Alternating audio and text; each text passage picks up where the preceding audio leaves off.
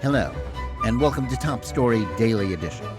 I'm JNS Editor-in-Chief Jonathan Tobin. Thanks for joining me for another discussion on the most pressing issues in the Jewish world. Please like, subscribe, and give us good reviews when you listen to the show. Now let's get started. It's easy to think of the opening of the International Court of Justice's trial of Israel that began last week in The Hague as just more of the same from the international community. The notion that a country that was the victim of a grotesque terrorist assault on October 7th that involved the largest mass slaughter of Jews since the Holocaust should be arraigned before the world's highest tribunal for defending itself against the perpetrators of that crime is patently absurd. But if you think the ICJ's kangaroo court cannot harm the Jewish state, or that this obvious miscarriage of justice will soon be forgotten, then you haven't been paying much attention to what has been going on in the world in the last 3 months. The inversion of justice at The Hague, and indeed the global community's reaction to the atrocities of October 7th and Israel's military operations to eradicate the Hamas terrorists who were responsible, is the culmination of a long campaign of lawfare aimed at the delegitimization of Zionism and Jewish rights. In one sense, the court and the entire apparatus of the United Nations, under whose umbrella it operates, is putting itself on trial with an act of unabashed antisemitism masquerading as concern for human rights. But it is also part of an effort to brand Israel as a pariah nation that shouldn't be dismissed or ignored. And it is no accident that the nation of South Africa is bringing the false charge of genocide against Israel, since the goal is ultimately to bring down the Jewish state in the same manner as apartheid-era South Africa was isolated and then forced to surrender. Like the preposterous, though ubiquitous charge of genocide, the notion that a democratic nation like Israel is an apartheid state is also a big lie. Not to mention the fact that, rather than colonizers, the Jews are the indigenous people of Israel, and even if you include Arabs living outside of the 1967 lines in Judea, Samaria, and Gaza, the Jews are the majority, not a small minority, as the whites were in South Africa. But no matter what sanctions or other legal and economic attacks that it faces as a result of this trial and similar efforts in the future, the Jewish state is here to stay. Still, this trial should be understood as the natural consequence of what happens when anti-Semitism is mainstreamed. If, as is likely, and despite logic, justice, and the evidence, the court rules against Israel, it will be a signal to the world that the clock has been turned back to 1939, and that once again official discrimination against Jews is no longer beyond the pale in the international community. As such, it must be seen as another manifestation of the surge of anti-Semitism we are witnessing around the globe that comes from cultural elites throughout the West. The specific charge that Israel's actions in Gaza are an act of genocide makes no sense.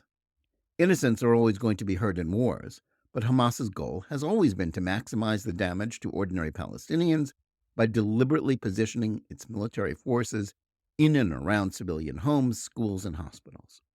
Despite this, the Israel Defense Forces makes more of an effort to avoid civilian casualties than any other modern-day army, often putting its own soldiers at greater risk of being killed because of caution in using its military might. Far from waging a total war against the people of Gaza, Israel has consistently acted to help them survive the impact of a war that their leaders started and which they seem to support. What other nation would be asked to allow the flow of food, water, and fuel to areas under the control of its mortal enemy, which is actively firing rockets into its territory, other than Israel? Yet that is exactly what is demanded of Israel during this war, and what the Jewish state has done, even as it rightly seeks to completely defeat Hamas. And in what other war would those who supposedly sympathize with the civilians that are in harm's way demand that they not be allowed to leave the area and move, even if temporarily, elsewhere in order to be safe, as the international community's absolute demands that the Palestinians not be allowed to leave Gaza, other than in a war against the Jewish state? Israel's government has been criticized for dignifying the farce at The Hague by mounting a defense there. Yet its decision to make its case before the world was probably the lesser of two evils. Even if the outcome of this trial is not really in doubt, to fail to put the facts about the fighting in Gaza, as opposed to the lies spread by Hamas and its foreign enablers, would be to leave the field open for its enemies without refutation. That its conduct is both justified and nothing like genocide. The population of Gaza has quintupled since 1967 and even increased by hundreds of thousands since Hamas took it over in 2007. Demographic proof that there has been no systematic killing of Palestinians there by Israel needs to be said in public, even if the mobs crying for genocide of the Jews and those who rationalize or justify their lies in the corporate media, academia, and pop culture outlets are not listening. But the ICJ's proceedings and the false claims that the Israeli victims of attempted genocide are the real culprits should not be seen in isolation from the efforts to delegitimize Israel going on elsewhere. Since October 7th, Americans, in particular, have become accustomed to the spectacle of people who think of themselves as enlightened progressives, feeling no shame about marching in the streets or on college campuses while chanting for the destruction of the one Jewish state on the planet. The conflict in the Middle East has nothing to do with race, yet those who buy the woke doctrine that Israel is a white oppressor of Palestinian people of color, and therefore a target of their wrath, believe that efforts to eradicate a terrorist force dedicated to slaughter the Jews are, per se, illegal. It has long been obvious that the ideas that are broadly characterized as woke, critical race theory, the Catechism of Diversity, Equity, and Inclusion, DEI, and intersectionality, grant a permission slip for anti-Semitism. If you're prepared to divide the world into two immutable groups, white oppressors and people of color who are victims, that's a recipe for perpetual racial conflict. By falsely labeling the Jews as the oppressors, this neo-Marxist mindset legitimizes discrimination against them and the Jewish state. The post-October 7th backlash against Israel for its attempts to prevent Hamas from future attempts at murder, torture, and rape and kidnapping is evidence of the impact of the spread of this toxic new secular faith. The ICJ trial is an illustration of what happens when the same prejudicial attitudes are played out in the field of international law. It's one thing when students or street mobs mouth slogans expressing sympathy for Hamas's genocidal aims. It's quite another when they are expressed in faux legalistic arguments whose purpose is to treat Israel as the one nation in the world that has no legitimate rights to either defend itself or exist.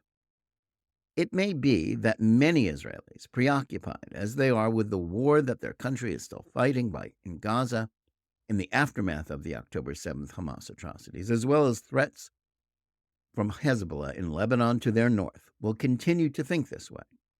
But that would be a mistake. The international anti-Semitic campaign against Israel has its origins in the Marxist lies about Zionism is racism spread by the Soviet Union during the Cold War. The same themes were revived by leftists at the UN's World Conference Against Racism held in Durban, South Africa in 2001, only days before the 9/11 attacks on America, in the form of the apartheid state smears of Israel. But the post-October 7th political and legal attacks on Israel are the manifestation of how these despicable and openly anti-Semitic libels have now been taken up by mainstream figures in the West. Whatever its outcome or impact, the ICJ proceeding is a harbinger of a new stage in the war against Israel. Instead of anti-Semitism emanating from the fever swamps of the far right or far left, its next iteration is one either embraced or treated as reasonable by respectable authority figures throughout the West. In a saner world, October 7th would have marked a turning point in which the world turned its back on a Palestinian culture of hatred and intransigence. Instead, it marks the moment when anti-Semitism ceased to be primarily a function of extremists and becomes one of officially sanctioned hate against Israel and the Jews on the part of many who think of themselves as liberal believers in human rights. Israel will continue its fight for survival, no matter what is said or done in The Hague or any other UN forum, let alone the op-ed pages of the New York Times or the Washington Post, where anti-Zionist hate and contempt for Jewish rights has been mainstreamed. But it is now the obligation of every decent person, whether Jewish or not, to reject the ICJ, the United Nations, and every other supposedly liberal institution that embraces woke doctrines that discriminate against the Jewish state and enable anti-Semitism. The lawfare campaign against Israel also raises the stakes in the American debate about woke ideology that is fueling the surge of anti-Semitism in the United States. It is now just as important to eliminate DEI and other manifestations of this hatred here as it is to ensure that Hamas is completely defeated in Gaza. The alternative is to allow the spectacle at The Hague to become the model for a new era of official anti-Semitism. Thanks for listening. Please remember to tune in every day for Top Story Daily Edition and every week for the full hour-long JNS TV program. Whether you're listening to us on Apple, Google Play, Spotify, or any of the other podcast platforms, or on the JNS YouTube channel, please like and or subscribe to Top Story. Click on the bell for notifications and give us good reviews. Please write to us at editor@jns.org and let us know where you listen or watch the show and what you think about it. And remember, keep reading and thinking for yourself.